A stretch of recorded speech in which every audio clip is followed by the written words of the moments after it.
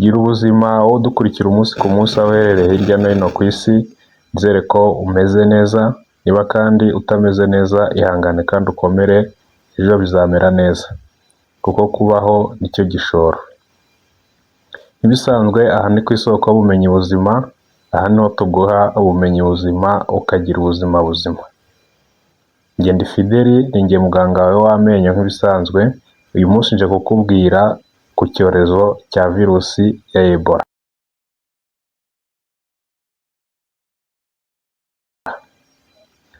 Umaze igihe wumva bavuga icyorezo cya Ebola cyajujubije abaturage bo mu bihugu bimwe na bimwe duturanye mu burasirazuba ndetse no mu majyaruguru y'u Rwanda, aho iki cyorezo kimaze gufata indi ntera. Ukaba wibaza utese ubundi umurwayi wa Ebola agaragaza ibihe bimenyetso? Ese Ebola yandura gute? Ese umuntu wagaragaje ibimenyetso bya Ebola yakora iki? Ibyo ni byo ngiye kugusobanurira mu magambo makeya yumvikana kandi asobanutse.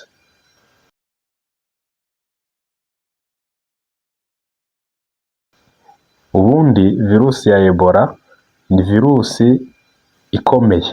Ni virusi ikomeye kubera umwihariko ifite wo kwica abantu vuba kurusha izindi virusi zageze muri aka karere. Iyi ni virusi ikunze guturuka ku nyamaswa, bivuze ko bayivumbura cyangwa mu iperereza ryakozwe ku bantu bayirwaye bwa mbere basanze barayikuye ku nyamaswa. Iyi virusi rero ishobora kuva ku nyamaswa ikaba yajya mu mubiri w'umuntu bitewe n'uko uwo muntu yahuye n'iyo nyamaswa irwaye. Iyi ikaba ari virusi itera indwara yo kugira umuriro ukabije iherekejwe no kuva amaraso ahantu hose hari umwenge, ibyo bita viral hemorrhagic fever. Akaba ari uruhererekane cyangwa se uruhererekane rw'indwara ziterwa no zikunze kugira ibyo bibazo byo kugira umuriro ndetse no kuva amaraso. Virusi ya Ebola yandura binyuze mu gukora ku buryo butaziguye ku matembabuzi y'umuntu wanduye cyangwa inyamaswa yanduye. Iyo tuvuze amatembabuzi tuba tuvuze ubwo amaraso, amacandwe, ibyuya, inkari ndetse n'ibindi bintu biba mu mubiri w'umuntu biri mu bwoko bw'ibisukika cyangwa bimeze nk'amazi.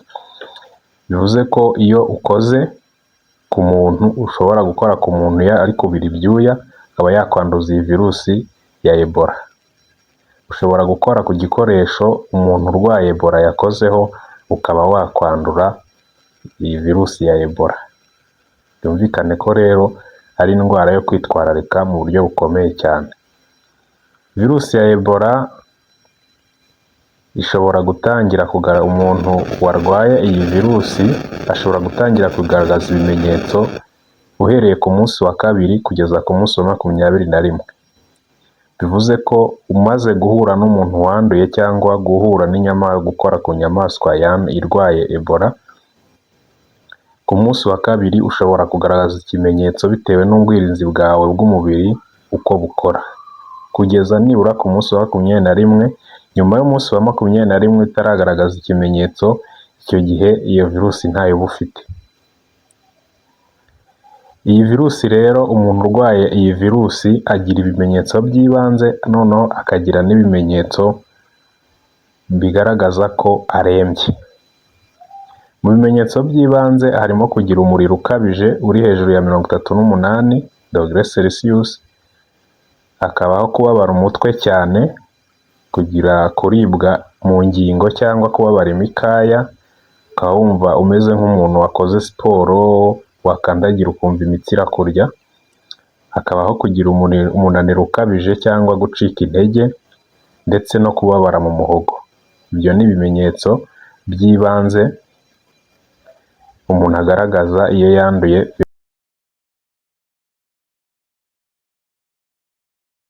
Gusa ibi bimenyetso hari n'izindi ndwara zibigira, iyo umuntu ashobora kuba arwaye indi ndwara akagaragaza ibi bimenyetso bisa n'ibya virusi ya Ebola.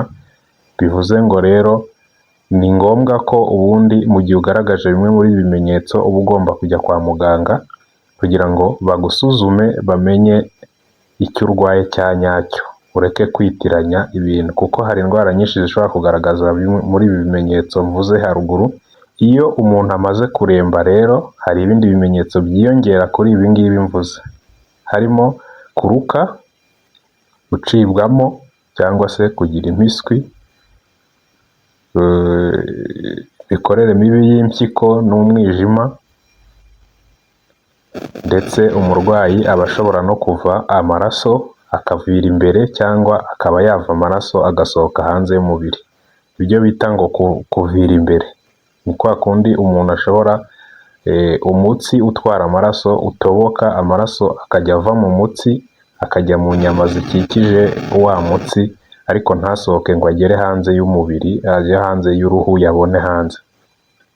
Ibyo rero ni nabyo bibi cyane kuko bishobora kukwica utabimenye. Hakabaho noneho no kuva amaraso ku buryo bukabije, ku buryo ahantu hose hari umwenge hava amaraso ukayabona. Icyo kikaba aricyo kimenyetso noneho cya nyuma kigaragaza ko umuntu arembye. Mu gihe watangiye kugaragaza ibi bimenyetso by'umuntu urembye, uba ufite ibyago byinshi byo kubura ubuzima cyangwa gupfa kuko uba wageze ku rwego rwo hejuru.